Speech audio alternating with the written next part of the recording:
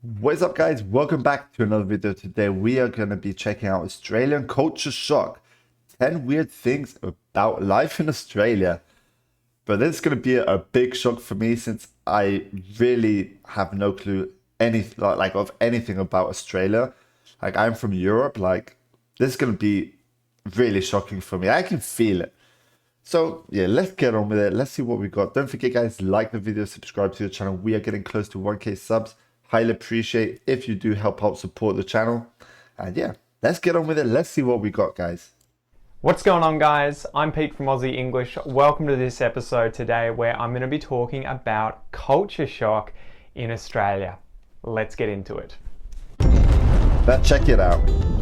Chatting to my wife, trying to come up with a list of things that she had culture shock with when she came to Australia. So if you don't know, my wife is originally from Brazil. Hey Hakel, if you're watching. And so she came to Australia, and obviously Brazil is a different country, different culture. When she got to Australia, there were a bunch of different things that she found strange. Cultural aspects of Australian life that she found different, weird, strange. So I made a list.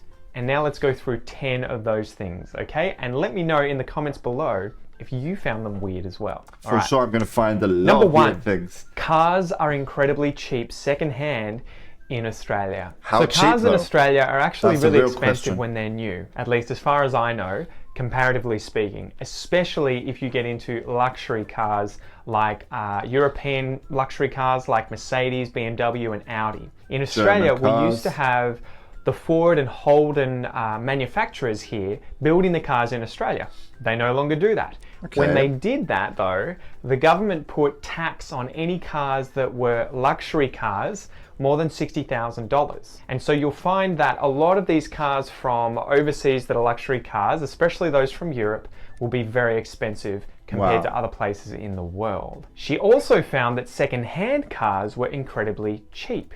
In Brazil, cars, whether new or second-hand, are apparently much more expensive, relatively speaking, than they are here. For instance, when I bought my second-hand Ford Falcon that I got recently, I recently gave it away though, but when I bought that second-hand, it was about 12 years old and it cost me $3,000. When I bought my... That's a good price, man. That's a fair price, I must say. Holden wagon, again, it was about 18 years old and it cost me $2,500. Okay. So it wasn't very much at all. So there you go. In Australia, cars, if they're second-hand, can be incredibly cheap. Okay, that's good. Number 2. But can you buy like luxury cars? That's the thing. Like say BMWs. Can you buy like good quality BMW second-hand for a good price? Like, what would the prices actually be for that? Anyways. Cuts of meat. This is one that totally caught me by surprise. I had never thought about this, but the cuts of meat in Australia are very different from how they are in Brazil. Okay. One example was when I was looking up how to do Brazilian barbecues in Australia. Actually. I wanted to buy some meat and I wanted to try and do them authentically Brazil style, churrasco.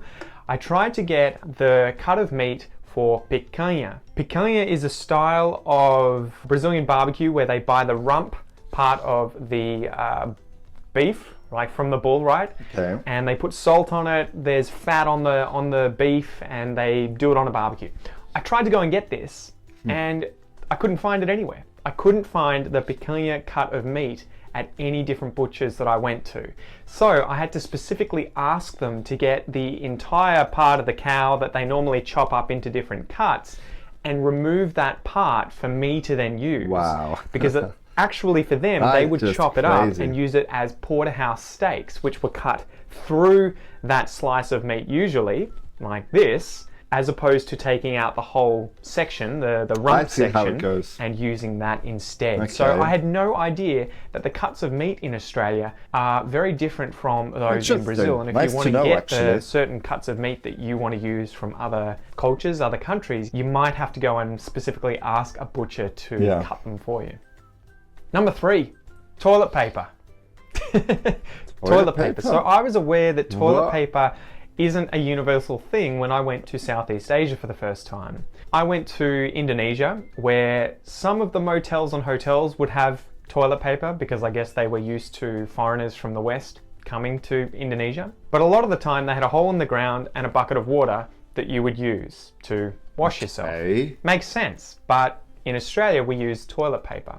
One thing that was shocking to Kel was the fact that in Australia you can flush toilet paper down the toilet, because in Brazil the sewer system isn't set up to be able to handle flushing of toilet paper, so instead of flushing it you have to put it in a bin next to the toilet and empty that every day. So there you go. Toilet paper was one of those strange things in Australia that you can flush down the toilet.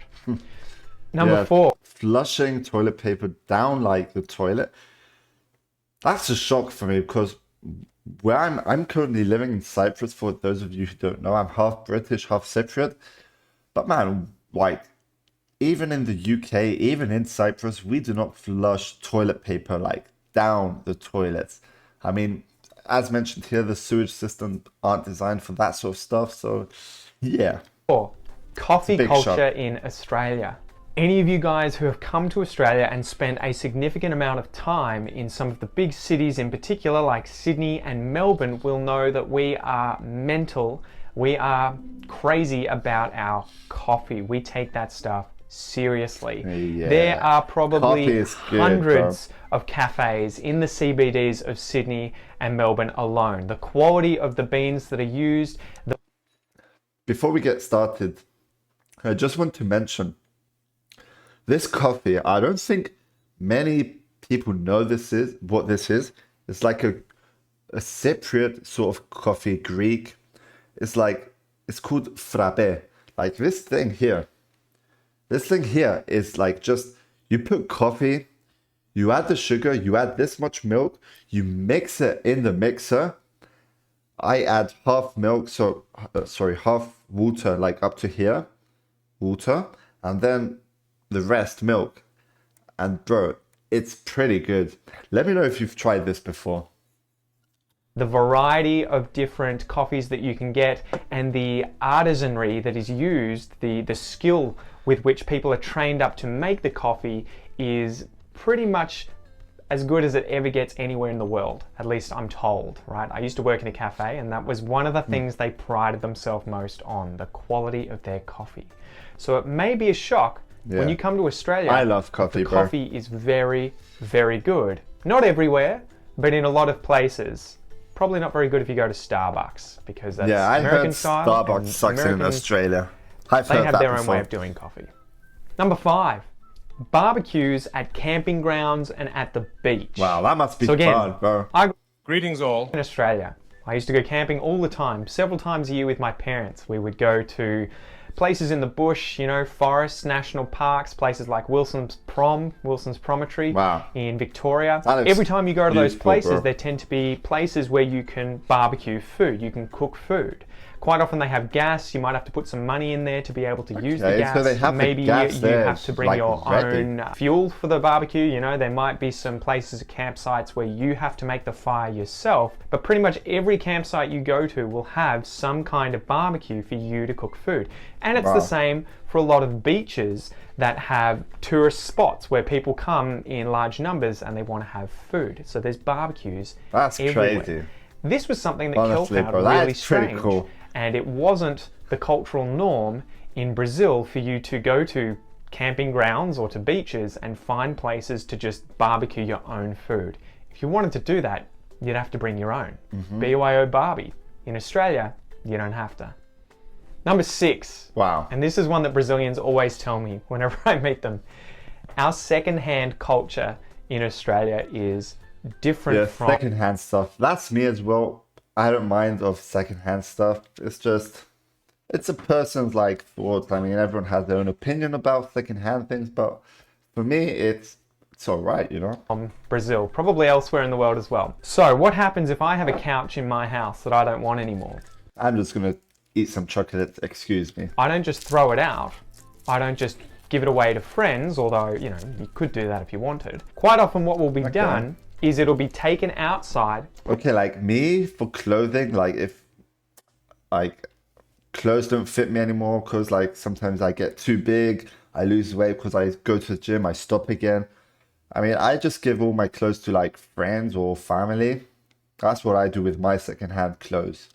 Put on the nature strip with some cardboard that says free. And so people know that if they see junk or chairs, TVs, furniture, all that sort of stuff, if they see that in the nature strip out the front of someone's house, they know that it's free. Someone can take that. Okay. That it's free to a good home, that anyone can come and pick that up and take it home. And we do that all the time.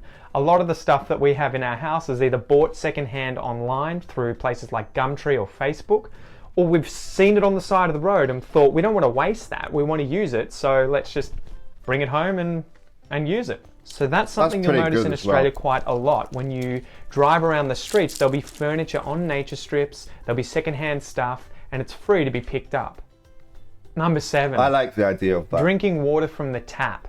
This was another one that shocked me quite a lot, because it's something I take for granted, that the water in our water system that gets brought to our houses is drinkable. You can drink the water out of the shower, when you're having a bath, you can drink any of the While having a bath? Okay, that I did not know. Water that comes out of the pipes in your house, generally, right? Should be all good. That is not the case elsewhere in the world. Quite often when I was traveling in Southeast Asia, that would definitely not be something that foreigners like me should do, because we would quite often end up with sickness, end up on the toilet, riding the porcelain throne for quite a few days with a digestive illness. In Australia, it tends to be fine. We put chlorine in the water to kill everything. There's fluoride in there too for your teeth. So that was something that really shocked me. Elsewhere in the world, you may not be able to drink out of the taps. I know that in Brazil, they quite often have purifiers for their water right next to their sinks in their kitchens.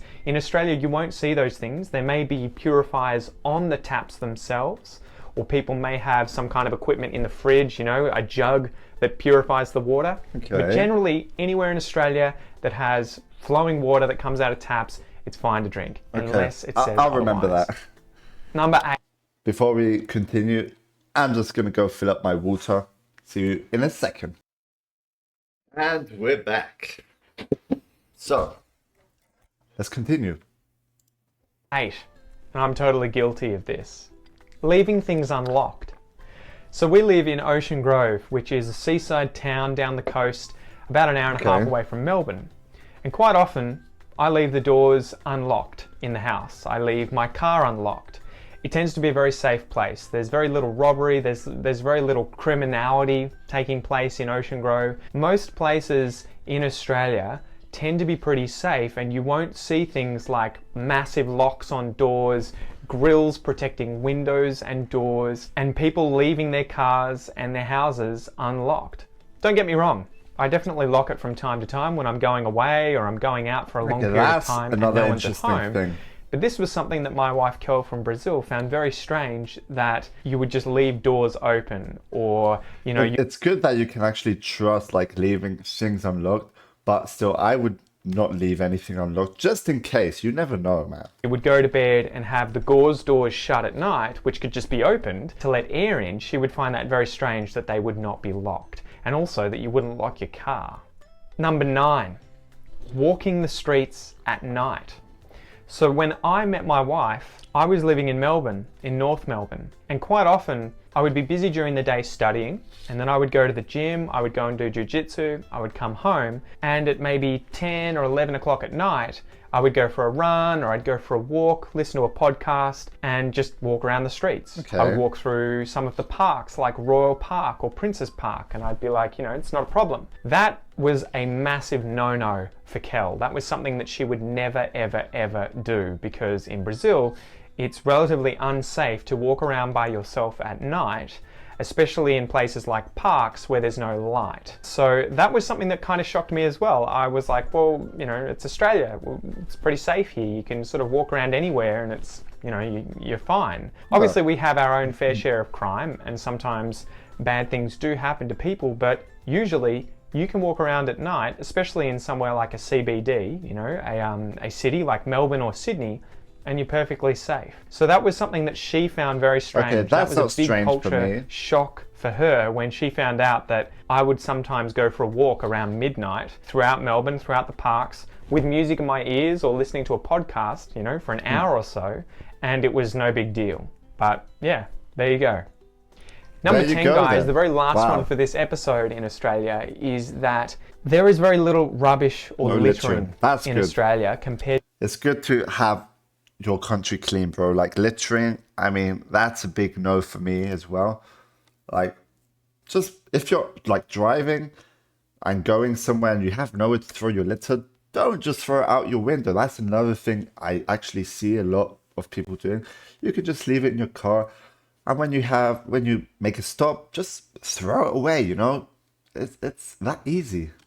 Anyway, let's keep going. To a lot of other countries. Culturally, this is a big no-no. So I cringe every time I see someone smoking who throws their cigarette butt thing, on yeah. the ground, because usually there's a bin within walking distance that they could just put the cigarette out and throw it in the bin. The same with throwing newspapers or any kind of rubbish, Newspapers, bottles, never seen whatever that it is, before. on the ground. That tends to be a very big social no-no. You don't do that. You put it in Exactly. the trash. We have bins all over the country, in parks, on streets, where you can throw your rubbish out. So in Australia, littering, it occurs, people definitely litter, but it is a social no-no. You will quite often be yelled at, or people will say something if you do that in front of people, okay? So that's it for this episode, guys. I hope you enjoyed it. Make sure to let me know down in the comments below. So yeah, that right there, that was a really interesting video by, what's the channel name called? Aussie English? Aussie English. I mean, this guy has great videos. Link will be in the description below to the original video. I want you though to let me know which one was the most shocking to you, if there was any. Anyways. But yeah, really loved the video. Thanks for watching, guys. That was it for today's video. See you on the next one tomorrow. And yeah, that's it for today. Peace out.